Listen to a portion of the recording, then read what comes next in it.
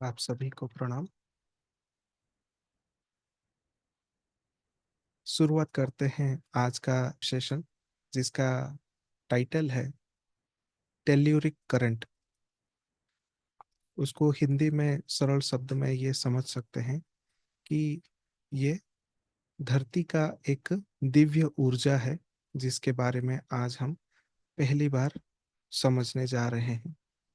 ये एक फेनोमेना है जो धरती के क्रस्ट और मेंटल के बीच में जब भी एक ऊर्जा के स्तर पे हो या तो फिजिकल रियलिटी में घर्षण होती है, फ्रिक्शन होती है, तब ये ऊर्जा जो है ये पैदा होता है। तो क्रस्ट किसको कहा जाता है? जो मेरे एग्जैक्ट बाजू में लिथोस्फियर करके ऊपर चित्र दिया गया है बाजू में, वो वाला पार्ट को कहा जाता है कि क्रस्ट है। और उसके एग्जैक्ट नीचे का जो पार्ट है, जहाँ पे एस्थनोस्फियर का ऑरेंज कलर का लेयर शुरू होता है, वो है मेंटल, जहां से ये सारा लाभा जो है वो बनता है और फटकर निकलता है। तो इन दोनों के बीच में जब भी घर्षण पैदा होती है, तो ये ऊर्जा धरती के केंद्र से ट्रिगर होता है। प्रकट कहाँ से होता है? केंद्र से, जिसको हम इनर कोर कहते हैं। एग्जैक्टली चित्र में वहां दिखाया गया है, आप देख सकते हैं।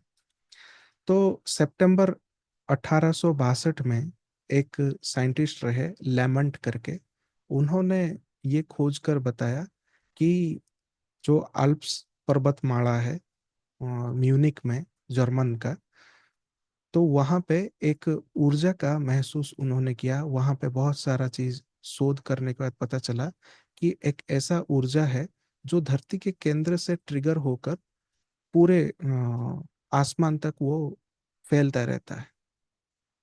और उसका जब उन्होंने सारा हिस्टोरिकल खोज परख किया, तो पता चला कि ये कोई नई ऊर्जा नहीं है। ये हिस्टोरिकल इवेंट में पुराने सभ्यताओं में भी इसकी वर्णन की गई। लाटिन भाषा में धरती को पहले कहा जाता था टेलोस करके।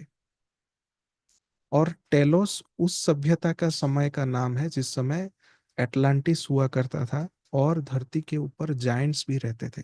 जायंट्स मतलब महामानव। तो उस समय का धरती का नाम था टेलोस। तो अटलांटिस के बहुत सारे जो स्टोन टेबलेट्स हैं, एमरल्ड टेबलेट्स हैं, उसमें ये चीज वर्णित की गई है कि धरती का भी एक करंट है, ऊर्जा है, जो कंटिन्यूसली 24/7 ये प्रवाहित होती रहती है। और इसके साथ कितने मैकेनिज्म जुड़े हुए हैं, तो वो साइंटिस्ट ने पहली बार खोज करके बताया कि टोटल 32 अलग अलग मैकेनिज्म जो है, ये सभी चीजें एक साथ जब काम करती है, तब ये टेल्यूरिक करंट जो है पैदा होता है या बनता है। Induced by changes in the outer part of the earth's magnetic field, अर्थात धरती के सतह पर जो मैग्नेटिक फील्ड हम महसूस करते हैं, सारे जीव जंतु महसूस करते हैं। धरती के सतह पर हम जब अपना चाल चलन चलाते हैं, या तो एक जगह से दूसरे जगह हम घूमते फिरते हैं, जो ग्रेविटी हमको पकड़ के रखती है, वही ग्रेविटी इसी टेल्यूरिक करंट का एक मेन पार्ट है। Caused by interaction between solar wind, उसका अर्थात जो सीएमई रेडिएशंस होते हैं, कोरोनल मास इजेक्शन से, जो सूर्य के सतह पर जब एक लाभा टाइप का अग्नि जो फट कर निकलता है, तब वहां पे क्या होता है, एक साइक्लोनिक बवंडर टाइप का क्रिएट होता है। और वो हवा जो है, सोलर सिस्टम के अंदर जितने भी ग्रह है, उनका अपना अपना एक ग्रेविटी फील्ड है जो उसको खींचता है, वो ऊर्जा को, सोलर विंड के माध्यम से। तो जब ये धरती तक पहुंचता है, तो धरती का जो ग्रेविटेशनल फोर्स है, वो क्या करता है, आपस में वो टकराते हैं, इंटरेक्ट करते हैं। तब ये टेल्यूरिक करंट जो है उस समय बनता है, अगर साइंटिफिकली अगर देखें तो। हमारा जो मैग्नेटिक स्फीयर है, और सोलर रेडिएशन है, ये दोनों मिलकर क्या करते हैं, हमारे आयनोस्फीयर को इफेक्ट करते हैं। इफेक्ट अर्थात वो उसमें छेड़छाड़ होता है। तो यहाँ से आप समझ सकते हैं कि जब भी सीएमई रेडिएशन होती है, X class solar flare, M class solar flare होती है, तब हम उसके ठीक 48 घंटे के अंदर हम अपने जो सुमन रेजोनेंस है उसमें ऊपर नीचे हम देखते हैं, और हायर ऊर्जा का प्रभाव हम देखते हैं। एक वाइट कलर का एक ग्राफ क्रिएट होता है।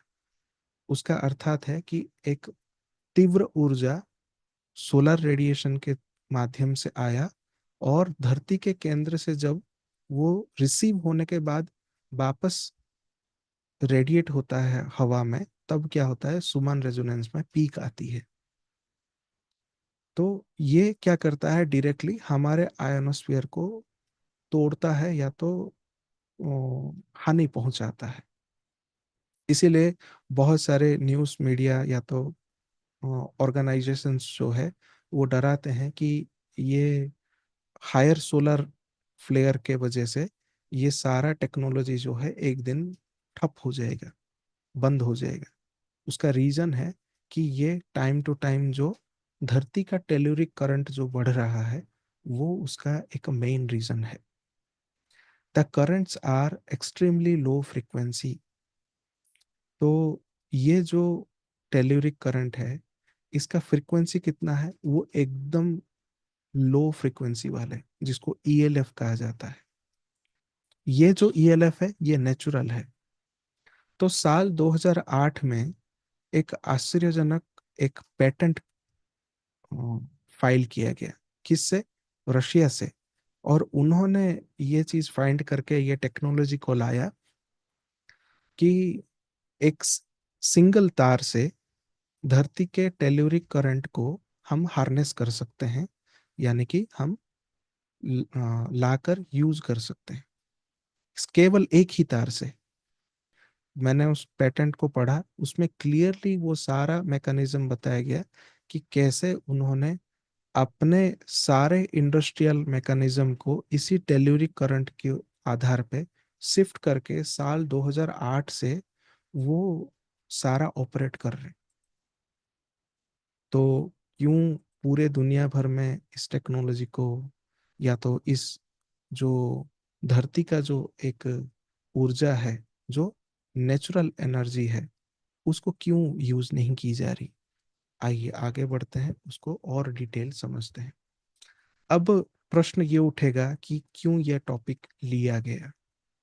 तो जब उसके ऊपर खोज किया तो पता चला कि ये एनर्जी जो है ये इतना पुराना है कि आज तक सभी रिसर्च एंड टेक्नोलॉजी या रिसर्च एंड डेवलपमेंट में इसको यूज किया जाता है, लेकिन एक कंट्रोवर्शियल एनर्जी कहकर इसको क्या करते हैं कि दबा दिया जाता है। तो जो भी सारे मेट्रोलॉजी को जानते हैं, हवा पानी विज्ञान जो है, क्लाइमेट मॉडलिंग होता है। आने वाले 50 साल में धरती का क्लाइमेट कैसा रहेगा, फलाना कोई भी देश का। तो जब भी वो क्लाइमेट मॉडलिंग किया जाता है, उसमें भी टेल्यूरिक करंट के आधार पे ही उसका मॉडलिंग तैयार होती है। दूसरा और एक महत्वपूर्ण है कि natural interference with in frequency and signals. जो भी टेक्नोलॉजी फ्रीक्वेंसी और सिग्नल के नाम पे लाया जाता है, चाहे ब्लूटूथ है, वाईफाई है, मोबाइल नेटवर्क है, 3G 4G 5G 6G 7G, जितना भी सारे हैं, माइक्रोवेव है, रेडियो फ्रीक्वेंसी है, ये जो सारे वेव के यानी कि तरंग के आधार पे ये टेक्नोलॉजी बनाई गई है, वो भी सभी टेल्यूरिक करंट एनर्जी के आधार पे ही बनाई गई है। तीसरा महत्वपूर्ण है, अंटार्कटिक में एक सर्कमपोलर करंट का भी एक स्टडी की गई कि अंटार्कटिक जो सदर्न हेमिस्फीयर में, यानी कि जो कुमेरु गोलार्ध में ये अवेलेबल है, ये भूभाग, उसमें भी यही टेलुरिक करंट को बहुत सदियों से नापा गया। और वहाँ पे कंटिन्यूस उसके ऊपर रिसर्च की जाती है कि धरती का जो ओशन का लेवल का जो सर्कुलेशन है, कितना ग्लाशियर पिघल रहा है, कितना ग्लोबल वार्मिंग हो रही है, वो सारा स्टडी भी इसी टेल्यूरिक करंट के आधार पे की जा रही है। चौथा मेजर पॉइंट है कि एर्थक्वेक का भी प्रेडिक्शन इसी टेल्यूरिक करंट के आधार पे की जाती है।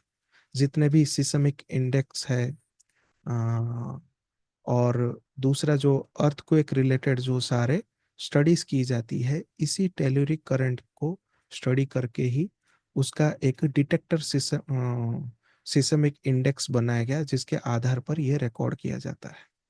तो कितना ये एडवांस्ड एनर्जी है जो हर एक क्षेत्र में यूज होता है, लेकिन कभी इंसान के सामने इसको लाया नहीं गया। छठा मेजर और एक चीज है कि वेदर और पोलन कंसंट्रेशन को भी ये टेल्यूरिक करंट जो है, ये मेन आधार है उसका। यानी कि कैसा ऋतु में परिवर्तन होगा, और ऋतु के अनुसार जो पेड़ पौधे में जो फूल खिलते हैं उसके अंदर जो पोलन ग्रेन रहता है, वो कैसे एक जगह से दूसरा जगह जाकर और वो कितना कंसंट्रेशन में बने, तो वो फूल और आने वाले उसके जेनरेशन के लिए फायदा हो, उसका भी आधार टेल्यूरिक करंट है।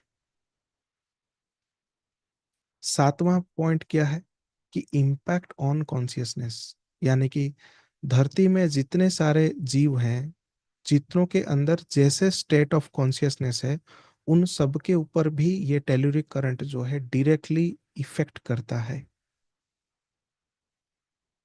इन्फ्लुएंस करता है। और जो सबसे लास्ट मेजर चीज है कि वो रियलिटी को किसी भी समय अपने ऊर्जा के स्तर के अनुसार वो शिफ्ट भी कर सकता है, इतना पावर टेल्यूरिक करंट में है। और ये रहे सारे जो रेफरेंसेस हैं, और उन सभी में एक मेन जो बुक है जो रेफर किया गया है, वो है the power of elevation of consciousness. Joanna बैसोल्स का ये बुक है। अगर आपको मिलता है तो इसको जरूर पढ़िए, जिसमें टेल्यूरिक एनर्जी का फायदा कैसे आपके कॉन्शियसनेस में फायदा हो, वो ले सकते हैं। ये टेक्निक्स इसमें बताए गए हैं। और जो भी साथी चैनल हो, ग्रुप को हो सपोर्ट करना चाहते हैं, वो भी कर सकते हैं। सभी को बहुत बहुत कृतज्ञता। आप सभी को प्रणाम।